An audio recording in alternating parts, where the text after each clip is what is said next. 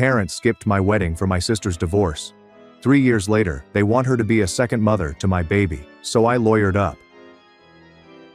I'm 27, female, and have been married for 3 years. My connection with my older sister, Emily, 30, female, has always been strained, but things became even more toxic when she decided to destroy my wedding. Emily was going through a divorce at the time. Emily's marriage was falling apart because her husband did not want children, and she had always wanted to be a mother. Now, I'm not here to argue whether or not that's a deal breaker, because it absolutely is. But Emily knew about his feelings before they married. He made it apparent that he did not want children, but she married him nonetheless, hoping to persuade him otherwise. So, just as I was preparing my wedding, their marriage was on its final legs. My fiancé, now husband, and I had been together for 4 years and were thrilled to finally tie the wedding. We had saved for months and planned every detail. We were prepared for it. But Emily thought my wedding was a personal attack on her. At first, it was minor comments, such as how I was being inconsiderate by arranging a wedding while she was going through a divorce. I blew it off because Emily has always been a drama queen. She was the best behaved child growing up. My parents thought she could never do anything wrong. While I was typically the one who got in trouble for not doing things her way, when she was upset, everything came to a halt until she felt better. So it wasn't surprising that she was upset about my wedding, but I expected her to get over it. Then my parents became involved. They called and requested that I postpone the wedding. Let me say it again. They asked me to postpone my wedding because Emily was getting divorced. I assumed they were joking at first. When I saw they were serious, I informed them it wasn't going to happen. My fiancé and I had already made deposits and sent out invites. Plus, why should Emily's difficulties overshadow my wedding? Her divorce was not my fault, and I would not put my life on hold for her. My parents didn't take it well. They said I was being selfish, and that family should come first. I claimed that Emily's divorce had nothing to do with my wedding, and that she could either be pleased for me or not attend. That's when they dropped the bombshell. They would not come until I postponed the wedding. They were willing to miss their own daughter's wedding to spare Emily's feelings. I was heartbroken. I'd always known they preferred Emily, but this seemed like a betrayal on a deeper level. I told them they may make their own judgments, but I was not going to change my plans. I figured that was the end of it. If they don't want to come, that's fine. At the very least, I'd have the support of my fiancé, friends, and his family. But Emily wasn't finished yet. She began spreading lies among the rest of the family. She initially accused me of being harsh for marrying her while she was going through a difficult time. Some others felt sorry for her, but they didn't believe that was enough of an excuse to miss my wedding. So Emily escalated. She began telling others that I was the reason her marriage terminated. According to her, I encouraged her husband to leave her because I was jealous of her and couldn't bear the thought of her having children before me. To be clear, I knew very nothing about her husband. We had only had a few chats over the years, and none of them were serious or intimate. The thought that I would interfere with their marriage is absurd. But Emily lied with such confidence that others began to believe her. Some of our family even blocked me without saying anything. I later learned via a cousin that Emily had told them that I had been shoving it in her face about my impending marriage and talking about how I had persuaded her husband to leave her. None of it was true, but by the time I learned about it, the damage had been done. When my wedding day eventually arrived, hardly any of my relatives attended. It was devastating. My parents, relatives, uncles, and even some of my cousins did not turn up. Only a few cousins from my side of the family showed there, and they refused to believe Emily's tales. The remainder of the visitors included my friends, my husband's friends, and his relatives. I'll be honest, the weeks leading up to the wedding were some of the most difficult of my life. I pondered trying to clear my name, but it seemed pointless. Emily had already poisoned the well, so it would have been my word against hers. Besides, the ones who supported her had already made up their minds. I was not going to waste my time with those who did not want to hear the truth. Despite everything, my wedding day was stunning. My husband and his family went out of their way to show me love and support. My pals made me laugh and dance all night. For a few hours, I nearly forgot about the vacant chairs and the family members who had preferred Emily over me. But no matter how much fun I had, the ache persisted. After the wedding, I broke off communication with Emily and my parents. I could not forgive them for what they had done.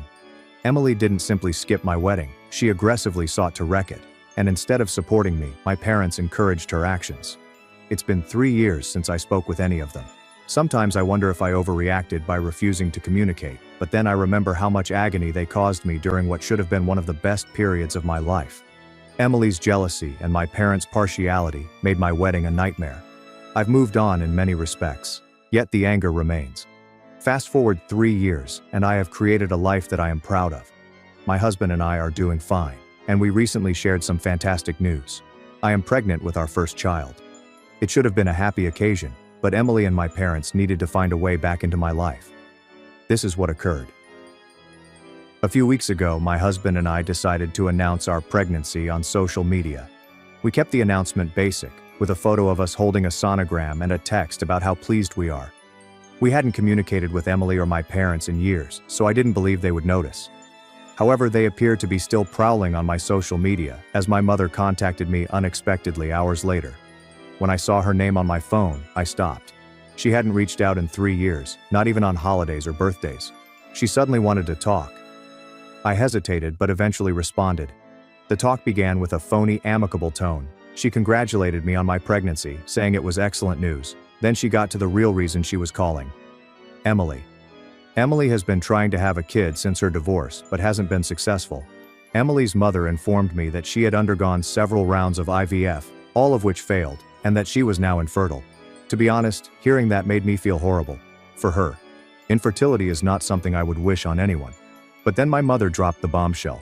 She and my father saw this pregnancy as an opportunity for me to reconcile with Emily. I was confused at first. What does my pregnancy have to do with Emily? My mother said that, because Emily is unable to have her own children, bonding with my kid would be therapeutic for her. She advised that I allow Emily to play an active role in my child's life, as if my kid might replace the vacuum created by her infertility. She even stated, "It would be beneficial for your baby to have 2 mothers." I was speechless. This woman hadn't spoken to me in 3 years, and now she wanted me to share my newborn kid with the sister who ruined my wedding. I told her no right away. I said that Emily and I were not on speaking terms, and there was no way I was letting her near my baby. My mother tried to guilt trip me, telling me that Emily was distraught by her infertility and needed her family's support more than ever. She even hinted that I was being unkind by depriving her the opportunity to bond with her future niece or nephew. I abruptly shut her down. I told her I couldn't fix Emily's life or make her feel better about her decisions. I also pointed out that if they truly cared about me or my baby, they would not have waited until I was pregnant to contact them. My mother did not take it well. She accused me of being harsh, claiming that I was letting old grudges ruin my chance to re-establish our family. I ended the phone before saying anything I'd regret. Over the next few days, both my father and Emily attempted to reach me. My father's approach was similar to my mother's. He presented it as an opportunity for us to recover as a family, insisting Emily's intentions were pure. According to him, Emily was not attempting to take over or replace me as a mother. She only wanted to be involved because the baby will be related to her by blood.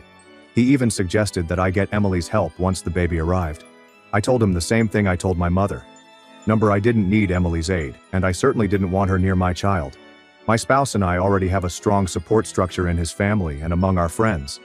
Emily and my parents could have ignored me for another 3 years if they wanted to. Emily's communications, on the other hand, told a completely different narrative. She didn't bother faking niceness. She accused me of being selfish and claimed I owed her the opportunity to be a part of my baby's life. She even branded me callous because I refused to include her. I initially ignored her texts, but when she began pestering me, I eventually blocked her. I wish I could say that was the end of it, but my parents were unwilling to give up. They contacted me back a few days later, this time together, and attempted to push the idea one more time. My mother genuinely stated, "Emily's been through so much, and this baby could be the family's way of making things right." I couldn't believe what I heard. My unborn child hadn't even arrived yet, and they were already treating it like a peace sacrifice for Emily. That was when I lost it. I told them I saw through their phony worry and wouldn't let them shame me into this idiotic scheme. I also made it obvious that if they kept pushing, I would permanently block them, just as I had with Emily. They tried to dispute, but I ended the call before they could say anything else. Since then, I've been grappling with a variety of feelings. On the one hand, I feel justified in staying firm. My parents and Emily demonstrated their priorities by skipping my wedding and spreading rumors about me. They do not deserve a place in my child's life. But, on the other hand, I can't help but be angry and upset that they would try to manipulate me in this way. It's as if they've learned nothing over the last 3 years. For the time being, I am concentrating on my pregnancy and attempting to have a positive attitude. My husband has been fantastic throughout all, and his family has been extremely supportive. They've informed me that I owe Emily and my parents nothing. And honestly, they're correct. This baby represents a new chapter for me and my husband, and I refuse to allow toxic individuals to spoil it. While I've tried to move on for the past few years, the issue with Emily has always remained unresolved. I knew she lied to the family to sabotage my wedding, but I never learned the complete tale of her life at the time. That changed about a year after my wedding, when my husband and I met Emily's ex-husband. Let's call him Jack. By chance. What he told us blew my head and helped me understand Emily's conduct. It all began one afternoon when my husband and I went out for lunch at a little restaurant that we had been meaning to explore. We were halfway through our meal when I noticed Jack sitting a few tables away with a bunch of co-workers. I wasn't sure if he'd know us, but he eventually came over to say hi. The conversation began casually. He congratulated us on our wedding and apologized for not attending. I informed him that I understood, given the timing of his divorce from Emily. That's when events took an unexpected turn. My husband made an offhand remark about how ironic it was that Jack hadn't attended the wedding, given that Emily hadn't even shown up herself. Jack looked perplexed and inquired, "What do you mean she didn't go? She told me she was busy helping you plan everything." I nearly choked on my drink. Emily had used my wedding as a pretext to postpone their divorce proceedings. According to Jack, she constantly postponed their mediation meetings, stating she was too busy with wedding preparations. Meanwhile, she was aggressively spreading lies about me among the rest of the family. Jack stated that he found Emily's interest in my wedding unusual, especially given that she and I had never been close, but he felt she was just trying to keep up appearances during the divorce. That was when my husband and I told Jack the truth. Emily had done absolutely nothing to help with my wedding. In fact, she went out of her way to ruin it. We discussed how she propagated allegations that I had convinced him to leave her and had been bragging about it to the family. Jack was stunned. He said that he had no idea she was lying about me and apologized for not reaching out to explain things sooner. Then Jack dropped the true bombshell, the genuine reason for their divorce. Emily had been telling everyone for years that their marriage had dissolved because they couldn't agree to have children. She wanted to be a mother, but Jack was adamant about not having children. That was the story she clung to, and the majority of people believed it. But, according to Jack, there was a deeper cause behind their breakup. Jack stated that after months of battling over kids, he had begun to reevaluate his position. He sincerely loved Emily and was willing to consider becoming a father if it meant saving their marriage. One day, he decided to sit her down and tell her that he was ready to talk about having children. He anticipated her to be overjoyed, but instead she said something that drastically altered his perception of her. Emily admitted that she had stopped taking her birth control months ago without notifying him. She stated that she had hoped to become pregnant by accident so that he would be forced to accept it. She even chuckled about it, as if it were a smart scheme. Jack was shocked. He stated that he felt thoroughly betrayed, not just because she lied to him, but also because she removed his ability to make an informed decision about such a significant life decision. This was the last straw for him. He felt he could no longer trust her and filed for divorce shortly thereafter. Hearing this floored me. I knew Emily was manipulative, but this was a whole other level. I couldn't believe she tried to baby trap her own husband and lied to everyone about the cause for their divorce. Her behavior at my wedding made a lot more sense. She was lashing out at me because she couldn't accept the repercussions of her behavior. Jack told us that after he filed for divorce, Emily became more unpredictable. She'd switch between asking him to come back and blaming him for wrecking her life. She even tried to convince their mutual friends that Jack was the one who lied about wanting children, despite the fact that he had been open about his feelings from the beginning. Most of their pals saw through her lies, but it didn't deter her from trying. After our conversation with Jack, I had a range of feelings. On one hand, I was relieved to finally know what was going on behind the scenes. It explained so much about Emily's actions and validated my decision to cut her off. However, it made me even angrier. Emily's falsehoods wrecked not only her marriage, but also my relationship with the majority of our family. And for what? To shift blame away from herself. I considered confronting Emily or sharing what I'd learned with the rest of the family, but I ultimately concluded it wasn't worth it.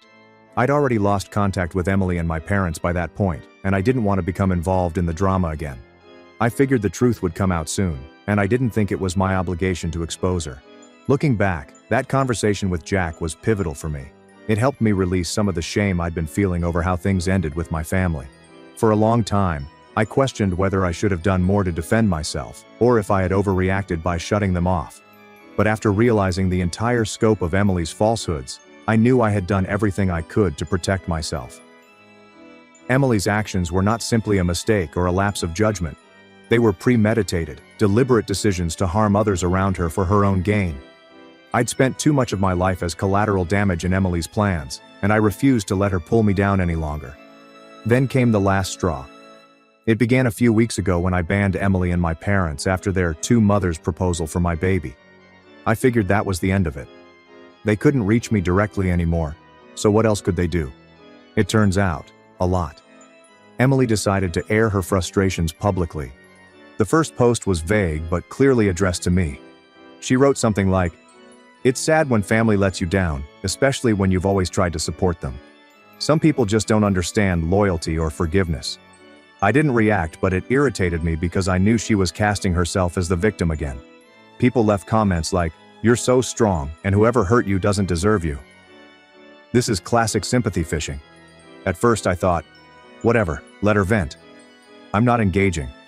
But then the post became more explicit.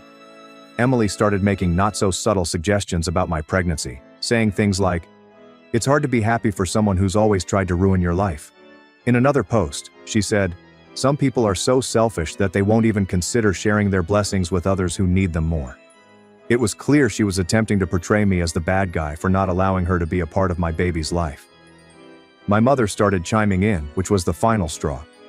She wrote her own essay on how some individuals in this family have always been jealous and manipulative, turning their backs on us when we needed them the most.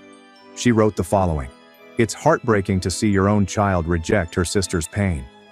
I'm not sure she recognized how absurd it was to accuse me of rejecting Emily's pain after she and Emily had neglected mine for years. These posts weren't just unpleasant, they were harmful. Extended family members who hadn't spoken with me in years began phoning to check in and inquire what was going on. Some of them were openly accusatory, saying things like, "Why can't you just make peace with Emily? Family is everything. You need to let this go." It felt like they'd all decided I was the villain before even asking for my side of the story. After a few weeks of this insanity, I determined I would no longer sit back and let Emily dominate the narrative. I hadn't said anything about her lying in years because I wanted to keep the peace, but that plan was plainly not working. If Emily wanted to air our dirty laundry on social media, I'd be fine with that. I contacted Emily's ex-husband Jack to explain what was going on. We'd chatted a few times since our encounter at the restaurant, and we were on friendly terms. I asked whether he would be cool with my telling the truth about their divorce, and he agreed. He even volunteered to back me up in case anyone questioned my story, so I made a huge post to explain everything. I described how Emily destroyed my wedding by spreading lies about me, how my parents condone her behavior, and how they attempted to guilt me into sharing my baby with her. Then I revealed the truth behind her divorce. She had discreetly stopped taking birth control in order to baby-trap Jack, and her manipulative behavior was the true cause of their divorce. The reaction was explosive. Within hours, my phone was flooded with texts from family members. Some were encouraging, stating that they had no idea Emily was capable of such actions. Others were enraged, accusing me of leaking sensitive family information and kicking Emily while she was down. Emily and my parents were unusually quiet at first, which told me they had no idea how to spin this. But, of course, they did not remain silent for long. A few days later, Emily posted that I had manufactured the entire tale out of envy. She claimed I had always been upset with how close she was to our parents and accused me of attempting to turn the family against her. My parents backed her up, saying they just wanted to restore the family and never expected such harshness from me. At this time, I wasn't even upset. I was drained. I had told the truth, and anyone who still wanted to believe Emily was welcome to do so. I was not going to waste my time debating with those who had already made up their minds. I left the post up for nearly a week before deleting it. Not because I regretted what I said, but because I didn't want negativity on my social media. Since then, things have cooled down a little. The majority of Emily's family has gone quiet, and a handful have even contacted out to apologize for previously accepting her lies. Emily and my parents, on the other hand, continue to portray themselves as victims. They've made a few more posts about how families should stick together no matter what, and how they simply want peace, but I haven't responded. I believe I have done everything I can to defend myself. If people continue to believe Emily's version of events, that's their problem, not mine. I have a baby on the way, and I am not going to let toxic people take up any more space in my life. That's where things stand right now. If you've ever had a family member publicize your drama on social media, I'd love to learn how you dealt with it. Thank you for reading. Hello everyone, the channel has been slowing down a bit, and I've spent a lot of effort locating these stories for you. If you enjoy the article, please click the subscribe button. It means everything and contributes to the continued success of this adventure. Let us grow together. Now let's get to the last update. Final update. Hello Reddit. I didn't intend to post again, but the universe and my family had other intentions. I believed I had finished this chapter, but Emily, 30, female, and my parents were not ready to let go. If you've been following my posts, you've already heard the tale. If not, here's a quick recap. My sister Emily destroyed my wedding, my parents supported her, and then they all tried to guilt me into letting Emily play second mother to my unborn child. I've had no interaction with them in a long time, but they've now taken their entitlement to a whole new level. This update could be the wildest yet, so buckle up. A few weeks ago, I noticed unusual activity on my social media accounts. My pregnancy posts, simple updates like baby bump pics or nursery prep, received weird remarks. At first it was just general statements like, "It's sad when people forget the meaning of family," or "Some babies are blessings from more than one person." I assumed it was just random trolls, but then I noticed the accounts were suspiciously new, with no profile pictures or personal postings. My instincts told me it was Emily or my parents behind them. I shook it aside since, honestly, I'm used to their shenanigans by now. However, things quickly became very serious. One account left a comment saying, "You should be careful. Some people don't deserve to raise children." That one shocked me. I erased the comment and blocked the account, but I couldn't shake the sense that someone was watching me. My landlord called and things took a terrible turn. Someone had called, pretending to be me, and asked whether I was planning to move out soon.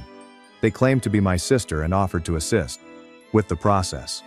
Fortunately, my landlord did not trust them and called me to confirm. I was infuriated. This was a clear violation of my privacy, and I had no doubt Emily was behind it. I confronted my parents, against my better judgment, and they didn't even dispute it. My mother replied something like, "Emily was just trying to help because she knows you'll need more space with the baby coming."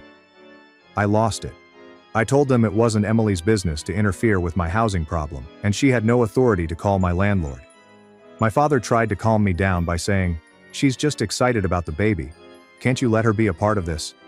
That's when I hung up. I wasn't going to waste my breath arguing with folks who clearly didn't understand how absurd this was. The final straw came last week when I found Emily and my parents had been contacting my husband's family without my knowledge. My mother-in-law called me, perplexed, because Emily had sent her a lengthy message over Facebook. Emily depicted herself as a victim in the message, stating that I had cut her out of my life for no reason and that she was distraught over being excluded from the lives of her nieces and nephew. She even recommended that my in-laws intercede between us because this baby deserves a whole family. My mother-in-law, bless her, shut that down right away. She informed Emily that we were content with our family and didn't want anyone meddling. But what bothered me the most was Emily's initial contact. It felt like a serious violation of boundaries. She wasn't only troubling me, she was involving my husband's family in her mess. After that, I decided it was enough. I filed a police report on the landlord incident and the harassing comments on social media. I also sent Emily and my parents a cease and desist letter through a lawyer, stating unequivocally that if they continued to harass me or my family, I would not hesitate to seek legal action. Of course, they did not take it well. My mother called, sobbing, and said, "How could you do this to your own family?" Emily sent me a lengthy email accusing me of being cruel and nasty. She even remarked, "You're depriving me of the chance to experience motherhood through your child." That line made my skin crawl. I don't know how she doesn't notice how insane she sounds. My father attempted to shame me, saying, "This is tearing the family apart. You've made your point, but can't we just move on?" I reminded him I wasn't the one ripping the family apart. They were. I've given them numerous opportunities to respect my boundaries, and they've squandered each one.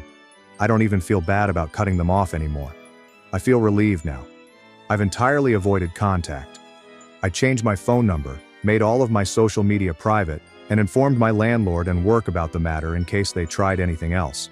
My spouse and I are also considering adding security cameras around our home. I hate that it has come to this, but I am not taking any chances when it comes to my baby's safety. Despite everything, I am experiencing a peculiar sense of peace. For the first time in years, I have regained control of my life. My husband and I are thinking about the future and getting ready for our baby's birth. His family has been fantastic throughout this, and I am so appreciative for their support. This kid will be surrounded by so much love, and that is all that matters.